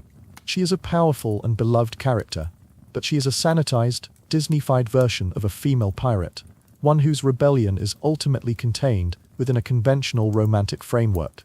A far more radical and historically grounded portrayal arrived with the television series Black Sails, 2014 to 2017. The show, a gritty prequel to Treasure Island, made Anne Bonny a central character. Here she was stripped of all romanticism. Portrayed by Clara Paget, this Anne was a traumatized, socially withdrawn and lethally violent figure. The show explored her complex codependent relationship with Calico Jack Rackham and her deep, intimate bond with Mary Read, disguised as Mark Read. It did not shy away from her brutality or her psychological scars. This was perhaps the first time a mainstream production attempted to depict the grim reality of her life, presenting her not as a spectacle or a romantic heroine, but as a damaged and dangerous survivor. Black Sails represented a significant turning point, a move away from the legend and a step back towards the historical reality. The symbol, from outlaw to icon. In the late 20th and early 21st centuries, a new chapter in the legacy of female pirates began. As the feminist movement gained momentum and historians began to re-examine the past from a non-male perspective, figures like Anne Bonny, Mary Read, and Ching Shih were rediscovered and reclaimed. They were no longer seen as mere curiosities or villains, but as pioneering figures of female empowerment. In their stories, modern readers and activists found powerful symbols of rebellion against a patriarchal world. These were women who refused to be confined to the roles society had assigned them. They achieved economic independence, sexual autonomy, and a level of personal freedom that was unthinkable for most women of their time. The pirate ship, once seen as a den of iniquity, was re-evaluated as a radical social space, a floating meritocracy where, as the stories of Bonny and Read suggest, skill and courage could matter more than gender. They became feminist icons, their lives held up as proof that women had always resisted oppression, even in the most extreme and violent ways. This reclamation has also taken place within the LGBTQ+ community. The intense, secret bond between Anne Bonny and Mary Read, two women living disguised in a hypermasculine world, has been interpreted by many as a queer love story. While historical evidence is silent on the precise nature of their relationship, their story resonates powerfully as a tale of a hidden, forbidden love and a partnership forged against the world. They have become icons of queer history, representing the possibility of finding love and solidarity in the most unlikely and dangerous of circumstances. Similarly, the story of Ching Shih, once obscure in the West, is now being celebrated. As interest in non-Western history grows, she is being recognized as one of the most brilliant naval and political strategists of her time, regardless of gender. Her story challenges Eurocentric and male-centric views of history, proving that immense power and genius were never confined to one gender or one part of the world. She has become a symbol of female leadership on an epic scale, a businesswoman and a stateswoman who beat an empire at its own game. The enduring fascination. Why, after 3 centuries, do these stories still hold such power? Why do we continue to tell and retell the tales of these women? It is because their lives tap into one of our most enduring cultural fantasies, the fantasy of complete and total reinvention. They walked away from their old lives, from poverty, from servitude, from arranged marriages, from the crushing expectations of society, and created new identities for themselves on the blank canvas of the sea. Their legacy is a testament to the fact that history is not a fixed and settled thing. It is a story that is constantly being retold, with old villains becoming new heroes as our own values shift. The female pirates have been cast as monsters, as tragic heroines, as romantic sidekicks, and now, as feminist and queer icons. Each portrayal tells us something about the era that produced it. But beyond the symbolism, their legacy is a human one. It is a story of survival against impossible odds, of courage in the face of terror, and of the unbreakable human desire to be the captain of one's own ship, the master of one's own fate. They remind us that even in the most oppressive of times, there have always been those who refused to follow the map they were given, choosing instead to draw their own, sailing off into the unknown in search of a world where they could be free. To speak of piracy is to speak of rebellion, of violence, of a radical rejection of the established order. It is a story told in the flash of a cutlass and the roar of a cannon. But beneath the chaos, beneath the black flags and the legends, piracy was, at its core, an economic enterprise. It was a brutal, high-stakes and often short-lived career path, but a career path nonetheless. For the dispossessed, the desperate and the defiant, it offered a unique and powerful incentive that was almost entirely absent from the legitimate world. The prospect of wealth, and with it, a form of freedom so absolute it was worth dying for. To understand the reality of the female pirate, we must look beyond the battles and into the ledger. We must follow the money, for it was along the routes of trade and plunder that these women found the fuel for their defiance, and in the distribution of their spoils, they achieved a level of economic autonomy that was nothing short of revolutionary. The pirate ship was a floating corporation of outlaws, and a woman's share in its profits was her share in a new world of her own making. The foundation of this world was the pirate code, the articles that every crew member agreed upon before a voyage. These documents, which have been mythologized in fiction, were fundamentally economic contracts. They established a system of governance, and, most critically, a pay structure that was astonishingly egalitarian. Unlike the merchant ships or naval vessels, where pay was dictated by a rigid hierarchy, and often stolen by corrupt captains, the pirate system was built on shares. Every member of the crew, from the captain to the lowest deckhand, was guaranteed a predetermined portion of any prize taken. A captain might receive 2 shares, a skilled specialist like a surgeon or a master gunner might receive a share and a half, but the common pirate received a full, single share. This system was a direct repudiation of the exploitative wage labor they had fled. It transformed them from disenfranchised employees into active shareholders in a dangerous but potentially lucrative venture. For a woman like Anne Bonny or Mary Read, stepping aboard the Revenge meant stepping into an economic system that valued her contribution in a way the world on land never would. As signatories to the articles, they were entitled to their share, a right guaranteed not by a distant king or a factory owner, but by the collective will of their crewmates, enforced by pistol and blade. The value of this share could be staggering. A common sailor in the British Royal Navy in the early 18th century might earn around £15 a year, a sum from which deductions for food, equipment, and medical care were often taken. A woman working as a domestic servant, one of the few professions open to her, would be lucky to earn a third of that. By contrast, a single successful raid on a well-laden merchant ship could yield thousands of pounds worth of cargo. The capture of the Portuguese vessel Nossa Senhora do Cabo by the pirate Bartholomew Roberts, for instance, yielded a prize so rich in gold, diamonds, and goods that each ordinary pirate's share was valued at over £4,000, more than 2 centuries of wages for an honest sailor, an unimaginable fortune for a working-class woman. This was the lure of the life, the chance to escape a lifetime of grinding poverty in a single, violent transaction. The plunder itself was rarely a chest overflowing with gold doubloons. The reality was far more mundane and far more logistical. The lifeblood of the empires was trade, and so the pirates' prizes were the goods of that trade. Barrels of sugar from Jamaica, bolts of fine silk and cotton from India, casks of wine from Madeira, logs of valuable mahogany, and sacks of indigo, spices, and tobacco. They were, in essence, hijackers of the global supply chain. This presented a significant challenge. A pirate crew could not easily spend a barrel of sugar in a tavern. These commodities had to be converted into hard currency, a process that required a sophisticated network of contacts and a safe harbor to operate from. This gave rise to the pirate havens, ports like Nassau before the arrival of Woodes Rogers, or Port Royal in its heyday, which functioned as the black market clearinghouses of the New World. Here, a symbiotic relationship existed between the pirates and ostensibly legitimate colonial merchants, governors, and landowners.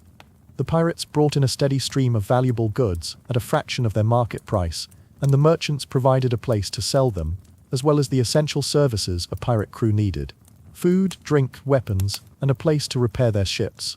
For a time, piracy was the engine of these local economies, a shadow industry that enriched the powerful and provided a chaotic, vibrant marketplace for the outlaws. Within this system, a woman's role could be transformative. While men might squander their shares on drink and debauchery in the taverns of Nassau, a woman with financial acumen could leverage her earnings in ways that built lasting power. This is where the story of Ching Shih elevates the economics of piracy to a level that dwarfs any tale from the Caribbean. She was not merely a shareholder in a single vessel. She was the CEO of a vast, vertically integrated maritime empire. Her genius was not just military, but economic and administrative.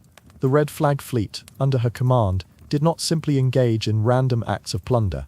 It systematically controlled the entire economy of the Guangdong coast. Her implementation of a central treasury was a masterstroke of financial management.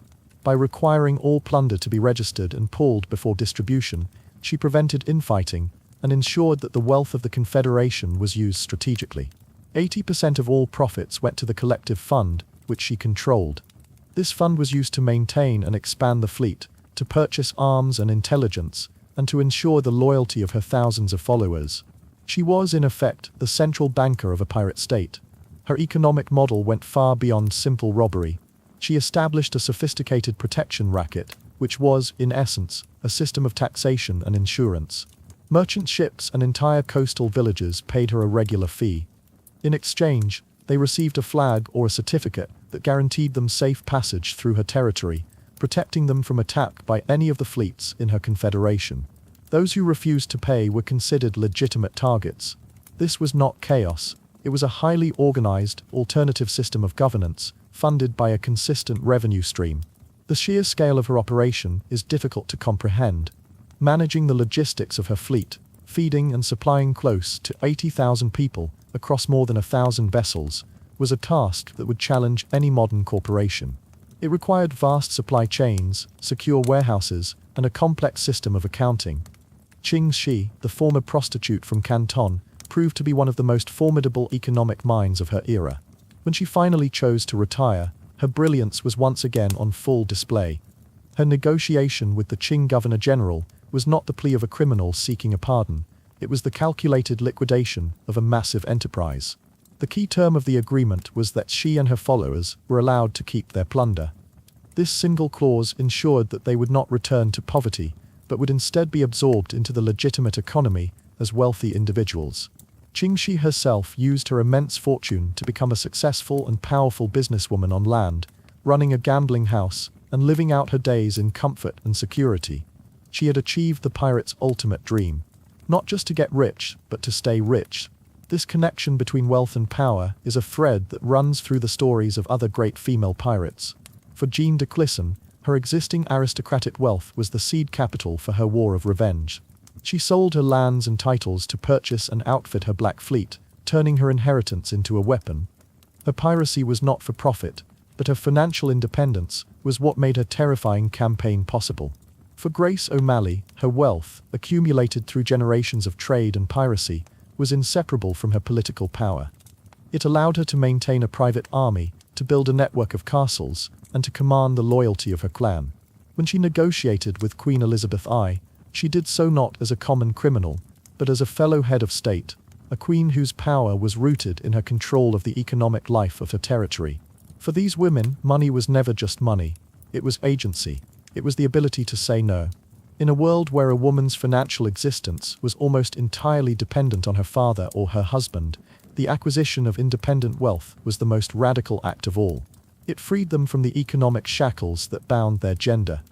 It allowed them to fund their own ambitions, to command the respect of men, and to navigate a world that was determined to control them.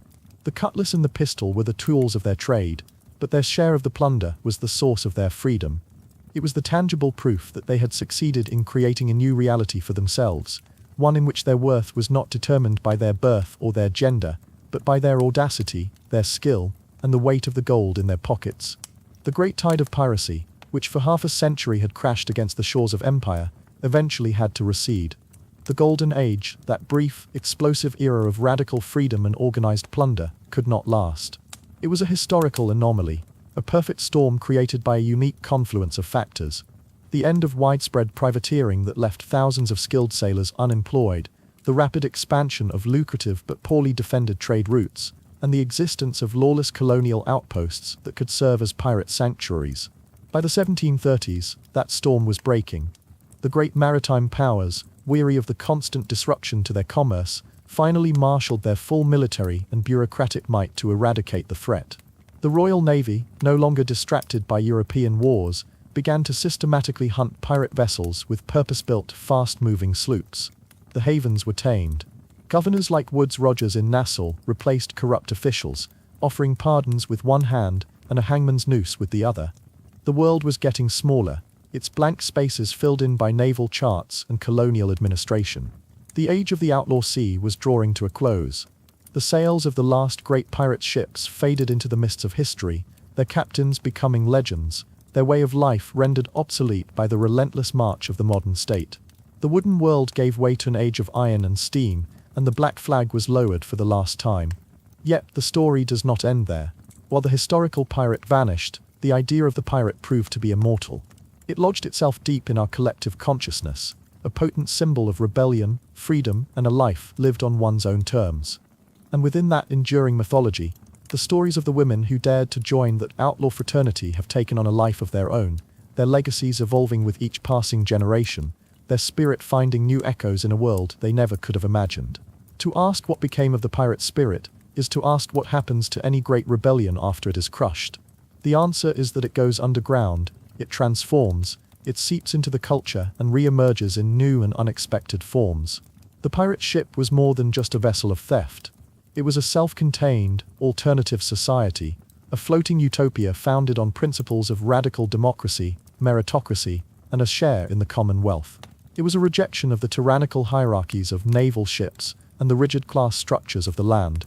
For the women who found a place on these decks, it was a world turned upside down, a space where the rules of gender that had defined their entire existence were suspended. This is the core of their enduring legacy. It is not just that they fought and plundered alongside men, but that they participated in the creation of a new kind of world, however fleeting and violent it may have been. This spirit of world building, of rejecting the map you were given and drawing your own, is timeless. It did not die with the last pirate of the Golden Age, it simply found new oceans to cross. We see its echo in the suffragettes of the early 20th century, women who, like Anne Bonny before her trial, refused to recognize the legitimacy of a system that denied them a voice. They engaged in their own forms of rebellion, disrupting the public order, facing down the law, and enduring imprisonment for the radical belief that they were entitled to the same rights as men. They were not pirates, but they understood the necessity of defiance in the face of an unjust order. We see that spirit in the boardrooms of the modern corporate world, a space that for centuries was as exclusively male as the deck of a naval warship. A woman like Ursula Burns, who rose from a childhood in a New York City housing project to become the CEO of Xerox, the first African-American woman to head a Fortune 500 company, embodies a modern version of the pirate's journey. She navigated a treacherous corporate structure, outmaneuvering rivals and shattering expectations, not with a cutlass, but with intelligence, ambition, and an unflinching will. Her rise to power was a form of conquest, a seizure of a command that the established order had never intended for her. In the world of science and exploration, the legacy finds a different voice.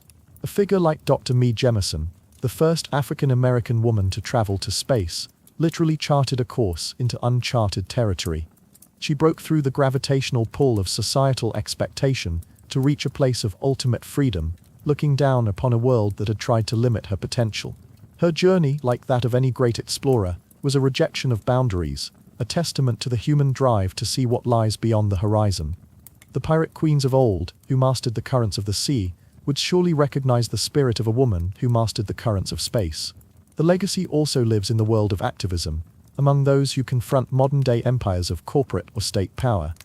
Consider the work of environmental activists who take to the seas in small, agile vessels to disrupt illegal whaling operations or protest deep-sea oil drilling.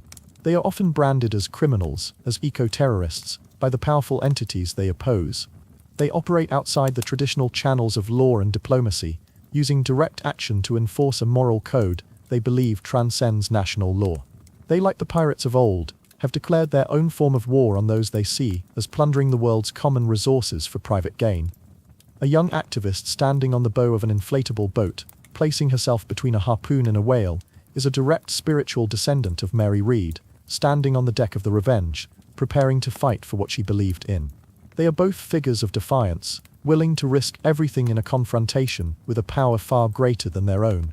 The most profound legacy, however, may be the most personal one. The stories of these women have become a form of cultural inheritance, a source of inspiration for anyone who has ever felt trapped by circumstance or convention. They remind us that history is not a monolithic story of kings and presidents, but a tapestry woven with threads of resistance. The knowledge that a woman like Ching Shih existed, a woman who came from the most powerless position imaginable and rose to command an empire, fundamentally changes our understanding of what is possible. Her story is an antidote to the narrative that women have always been passive victims of history. It is a reminder that female power, ambition, and genius have always been present, even when the official records sought to ignore them. The pirate ship becomes a powerful metaphor, a vehicle for escaping the life you were born into and creating the one you choose. For a young woman feeling constrained by the expectations of her family or community, the story of Anne Bonny running away to sea can be a powerful fantasy of escape and self-definition. For someone facing an insurmountable obstacle, the strategic brilliance of Grace O'Malley negotiating with a queen offers a lesson in audacity and self-advocacy. Ultimately, what we are drawn to in these stories is the intoxicating idea of a life without apology. These women did not ask for permission. Jean de Clisson did not petition the king for justice, she exacted it herself. Ching Shih did not wait to be granted power, she consolidated it through sheer force of will. Anne Bonny and Mary Read did not seek society's approval for their life choices.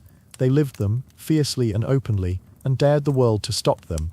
This unapologetic existence is the heart of their appeal. In our own lives, so often governed by compromise, by politeness, by the fear of what others will think, their absolute refusal to compromise is both terrifying and exhilarating. They represent a fantasy of what it might be like to live with total conviction, to be guided solely by one's own internal compass, regardless of the storms it might lead you into. This is why their stories have not only survived but thrived. They have been adapted into films, novels, video games, and songs. They have become part of our modern mythology, archetypes of the female rebel who is beholden to no one. They have been lifted out of the gritty, violent reality of their time and transformed into symbols of an idea that is more important now than ever. The idea that every individual has the right to captain their own soul. The sea, in the end, is a metaphor for the vast expanse of possibility that lies within each of us. The journey of the female pirate is a testament to the courage it takes to leave the safety of the harbor, to raise your own flag, and to sail towards the horizon of your own choosing, whatever treasures or tempests may lie in wait. Their ships are gone, their bones are dust, but the wakes they left behind continue to ripple across the surface of our imagination, urging us onward into our own uncharted waters. A ship that passes through the water leaves a wake. It is a fleeting disturbance, a V-shaped signature of turbulence on a vast and indifferent surface, a temporary scar on the skin of the sea. For a time, it churns and foams, a visible testament to the power and momentum of the vessel that created it, its white energy a stark contrast to the deep blue of the abyss. But eventually, the sea stills itself. The laws of physics and time command tranquility. The lines blur, the foam dissolves, and the surface becomes smooth once more, as if the ship had never been there at all. The lives of the women we have journeyed with are like that wake. They were a profound disturbance on the calm surface of history, a temporary and violent churning of the established order. They passed through their time with astonishing force, and then they were gone, and the great sea of history, with its powerful currents of forgetting, grew calm again, threatening to erase any sign that they had ever passed. But the memory of the wake remains.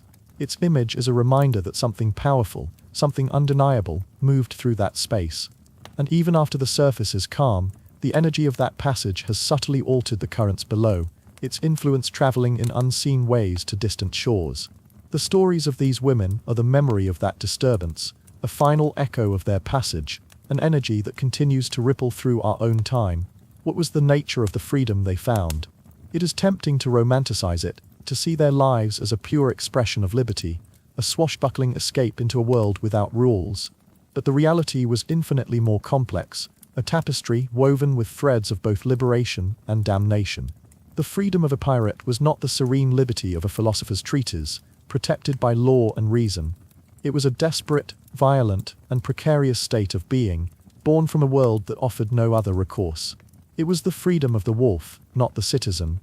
The citizen's freedom is one of safety, of predictability, of belonging to a society that, in exchange for adherence to its rules, offers protection. The wolf's freedom is one of instinct, of constant vigilance, of isolation. It is the freedom to starve as well as to feast, the freedom to be hunted as well as to hunt. For a woman, this choice was even more stark. To become a pirate was to trade one form of subjugation for another kind of bondage. Bondage to violence, to secrecy, to the constant threat of betrayal and a brutal death. It was to exchange the prison of social expectation for the prison of constant, violent self-reliance. And yet, they chose it. They chose the terrifying uncertainty of the outlaw sea over the suffocating certainty of the life prescribed for them on land. This choice in itself is the core of their power. It tells us that the human spirit's desire for self-determination is so profound that it will risk annihilation for even a fleeting taste of it. They were not simple heroes. They were complex, morally ambiguous figures, forged in the crucible of a brutal world, who responded with a brutality of their own. Their legacy does not ask for our approval, only our understanding. It asks us to contemplate the nature of their choice, to weigh the gilded cage against the dangerous wild, and to ask ourselves what we might have done. They force us to acknowledge that sometimes, the only path to living authentically is to become something the world considers a monster. Their stories have come down to us like messages in a bottle, tossed into the ocean of time and washing up on the shores of our modern world. They are weathered and worn, the ink faded, but the message within remains potent. They carry with them both a warning and an inspiration. The warning is clear, a lesson that every generation must relearn. A society that provides no legitimate avenues for ambition, no justice for the wronged, and no hope for the dispossessed, will inevitably breed rebellion. Piracy was a symptom of a sick system, a violent outgrowth of the profound inequalities of the age. It was a fever that broke out on the body politic, signaling a deep and dangerous infection of injustice. When people are left with nothing to lose, they become capable of anything. The pirates, both male and female, are a testament to the fact that when the social contract is broken by those in power, when it is revealed to be a document that protects the few at the expense of the many, those without power will write a new one for themselves, often in blood. But the inspiration they carry is perhaps more potent, a flame that has refused to be extinguished by the passage of centuries. It is the raw, undeniable proof of the resilience of the human will and the boundless capacity for reinvention. To look upon the life of Ching Shih is to understand that a person's origins do not have to be their destiny, that the circumstances of one's birth are a starting point, not a final destination. To follow the path of Mary Read, a life lived as a performance for survival, is to witness the extraordinary lengths one will go to in order to live authentically, and to realize that one's true self is ultimately defined by choices, not by the costume one is forced to wear. To hear the defiant words of Anne Bonny, who faced down her lover and her own mortality with a spirit of unvarnished contempt for cowardice, is to feel the thrill of a spirit that refuses to be broken. These are not just historical anecdotes, they are fables of power, survival, and identity, as relevant today as they were 3 centuries ago. They remind us that courage is not the absence of fear, but the decision to act in spite of it. They are proof that even from the lowest depths of society, leaders, strategists, and warriors can emerge, fully formed and utterly undeniable. We end where we began, with the sea. It is the great constant in all these stories, the vast, amoral stage upon which these dramas played out. The sea does not judge. It did not care if the hand on the tiller belonged to a man or a woman. It did not distinguish between a merchant's vessel and a pirate's sloop. It simply was and is. It holds the memory of their ships, their battles, and their dreams. It swallowed their secrets and became their final resting place.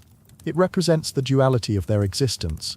At times a tranquil, beautiful expanse offering the promise of a new horizon, at others a raging, destructive force capable of swallowing ships whole.